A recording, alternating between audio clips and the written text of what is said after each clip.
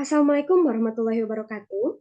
Pada kesempatan kali ini, saya akan membahas materi mengenai negara hukum. Sebelumnya, perkenalkan nama saya Nakishan Awil Putri dengan NIM 607042300003 dari kelas MP 4703. Pembahasan yang pertama adalah Indonesia sebagai negara hukum, yang menunjukkan bahwa hukum memiliki kekuatan mengikat yang harus dipatuhi oleh seluruh warga negara dan pemerintah. Konsep negara hukum ini didasarkan pada keyakinan bahwa kekuasaan negara harus menegakkan, dilakukan secara setara dan menjadi unsur yang mengesahkan demokrasi. Ada beberapa makna Indonesia sebagai negara hukum. Yang pertama adalah keberadaan hukum yang mengikat. Hukum memiliki kekuatan mengikat yang harus dipatuhi oleh seluruh warga negara dan pemerintah. Yang kedua, penegakan hukum dan keadilan. Negara hukum menjamin penegakan hukum yang efektif dan adil, dengan hukum diterapkan dengan konsisten yang tidak memihak kepada siapapun, tanpa adanya intervensi politik atau kepentingan pribadi.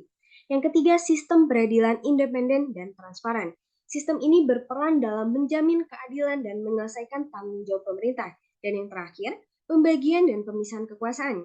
Indonesia sebagai negara hukum harus menghargai hak adanya pembagian dan pemisahan kekuasaan, serta pemerintahan yang transparan dan profesional. Adapun ciri-ciri negara hukum. Yang pertama, hukum bersumber pada Pancasila dan berkedaulatan rakyat.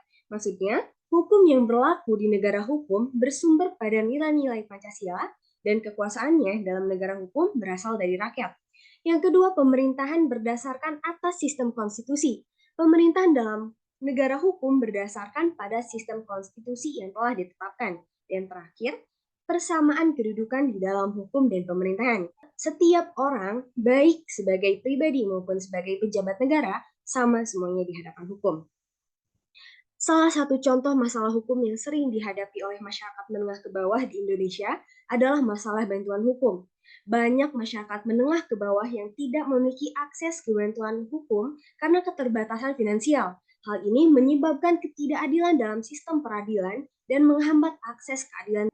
Pembahasan yang dapat dilakukan adalah dengan meningkatkan peran pemerintah dalam memberikan bantuan hukum bagi masyarakat menengah ke bawah, seperti melakukan program pemberian bantuan hukum gratis atau subsidi. Selain itu, perlu juga dilakukan pemberdayaan terhadap aparat penegak hukum dan masyarakat untuk meningkatkan kesadaran hukum dan memperbaiki kinerja institusi hukum.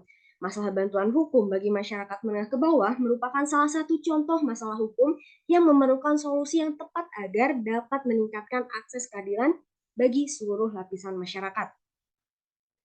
Adapun rekomendasi dan referensi terkait negara hukum. Yang pertama, buku dengan judul Pengantar Ilmu Hukum Tata Negara Jilid 1, artikel yang berjudul Memperkuat Peradaban Hukum dan Ketatanegaraan Indonesia, dan buku yang berjudul Negara Hukum, Konstitusi, dan Pembentukan Peraturan Perundang-undangan, dan yang terakhir, materi mengenai gagasan bernegara dan perkembangan negara hukum.